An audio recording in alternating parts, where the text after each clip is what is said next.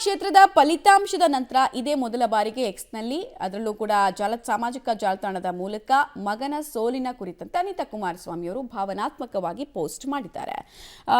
ಅವ್ರು ಏನು ಹೇಳಿದ್ದಾರೆ ಅಂತ ನೋಡೋದಾದ್ರೆ, ನನ್ನ ಮಗ 3ನೇ ಸಲ ಸೋತಿದ್ದಾನೆ, ಅವನು ಚುನಾವಣೆಯಲ್ಲಿ ಮಾತ್ರ ಸೋತಿದ್ದಾನೆ ಹೊರತು ಮನುಷ್ಯನಾಗಿ ಸೋತಿಲ್ಲ ಅಂತ ಮಗನ ಬೆನ್ನಿಗೆ ಭಾವನಾತ್ಮಕವಾಗಿ ನಿಂತಿದ್ದಾರೆ. ಜೊತೆಗೆ ಕ್ಷೇತ್ರದ ಜನರ ಸೇವೆ ಮಾಡುವಂತಹ ಅವಕಾಶ ಮುಂದೊಂದಿನ ಸಿಗುತ್ತೆ ಅನ್ನುವಂತಹ ವಿಶ್ವಾಸವನ್ನು ಕೂಡ ವ್ಯಕ್ತಪಡಿಸ್ತಾ ಇದ್ದಾರೆ. ಇಲ್ಲಿ ತನಕ ಎಚ್ ಡಿ ಕುಮಾರಸ್ವಾಮಿ ಅವರು ದಿಲ್ಲಿಗೆ ಹೋಗಿ ಬಂದ್ಮೇಲೆ ಮಾತಾಡ್ತೀನಿ, ಈಗ ಚರ್ಚೆ ಮಾಡಿ ಪ್ರಯೋಜನ ಇಲ್ಲ ಅಂತ ಹೇಳಿದ್ರು. ದೇವೇಗೌಡರು ಕೂಡ ಹಾಗೆ ಇದ್ರು, ತೀರಾ ಹತಾಶೆಗೊಂಡಿದ್ರು. ಯಾಕಂದ್ರೆ ಮಗನ ಗೆಲುವಿಗೆ ಸಂಬಂಧಪಟ್ಟಂತೆ ಒಂದು ಕಲ್ಪನೆಯನ್ನ ಕಟ್ಕೊಂಡಿದ್ರು. ಆ ಕಲ್ಪನೆಯ ಬಲೂನ್ ಒಡೆದು ಹೋಗ್ತಾ ಇತ್ತು. ಹಾಗೆಯೇ ಇಡೀ ಕುಟುಂಬ ಡಿಸ್ಟರ್ಬ್ ಆಯಿತು. ಆದರೂ ಈ ಕ್ಷಣದಲ್ಲೂ ಕೂಡ ಮಗನ ಪರವಾಗಿ ನಿಲ್ಲುವಂತಹ ಕೆಲಸವನ್ನ ಸಹಜವಾಗಿ ತಂದೆ ತಾಯಿಯಾಗಿ ಮಾಡೇ ಮಾಡ್ತಾರೆ.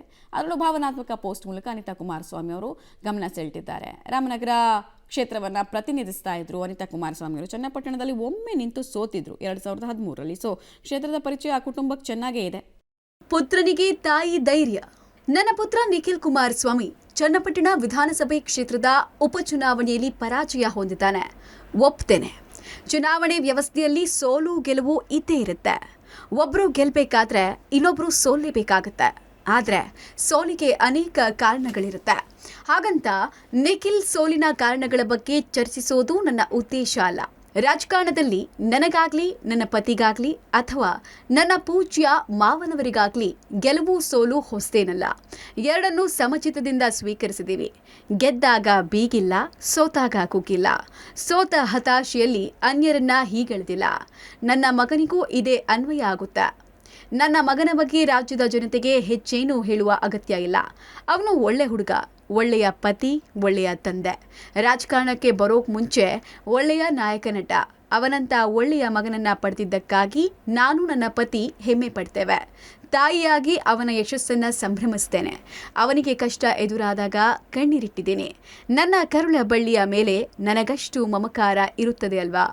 ನನ್ನಂತಹ ಎಲ್ಲ ತಾಯಂದಿರಿಗೂ ನನ್ನ ಭಾವನೆಗಳು ಅರ್ಥ ಆಗುತ್ತೆ ಅನ್ನೋ ವಿಶ್ವಾಸ ನಂದು. ನನ್ನ ಮಗ 3ನೇ ಸಲ ಸೋತಿದ್ದಾನೆ. ಅವನು ಚುನಾವಣೆಯಲ್ಲಿ ಮಾತ್ರ ಸೋತಿದ್ದಾನೆಯೇ ಹೊರತು ಮನುಷ್ಯನಾಗಿ ಸೋತಿಲ್ಲ. ಅವನ ಮಾನವೀಯತೆ, ಸಹೃದಯತೆ ಸೋತಿಲ್ಲ. ಅವನ ಮನಸ್ಸು, ಹೃದಯ ವೈಶಾಲ್ಯತೆ ಏನು ಅಂತ ತಾಯಿಯಾಗಿ ನನಗೆ ಚೆನ್ನಾಗೇ ಗೊತ್ತು. ನಾನು ಸದಾ ಆ ಭಗವಂತನಲ್ಲಿ ನಂಬಿಕೆ ಇಟ್ಟಿದ್ದೀನಿ. ನನ್ನ ಮಗನ ಮೇಲೆ ಆ ದೈವದ ಕರುಣೆ, ಅನುಗ್ರಹ ಇದೆ. ಚನ್ನಪಟ್ಟಣ ಜನತೆಯ ಪ್ರೀತಿ, ವಿಶ್ವಾಸವು ಸದಾ ಅವನ ಮೇಲಿರುತ್ತೆ. ಇಂದಲ್ಲ ನಾಳೆ ಜನಸೇವೆ ಮಾಡುವ ಅವಕಾಶ ಅವನಿಗೆ ಸಿಕ್ಕೇ ಸಿಗುತ್ತೆ ಅನ್ನುವ ಅಚಲ ನಂಬಿಕೆ ನಂದು. ಧನ್ಯವಾದಗಳು ಶ್ರೀಮತಿ ಅನಿತಾ ಕುಮಾರಸ್ವಾಮಿ.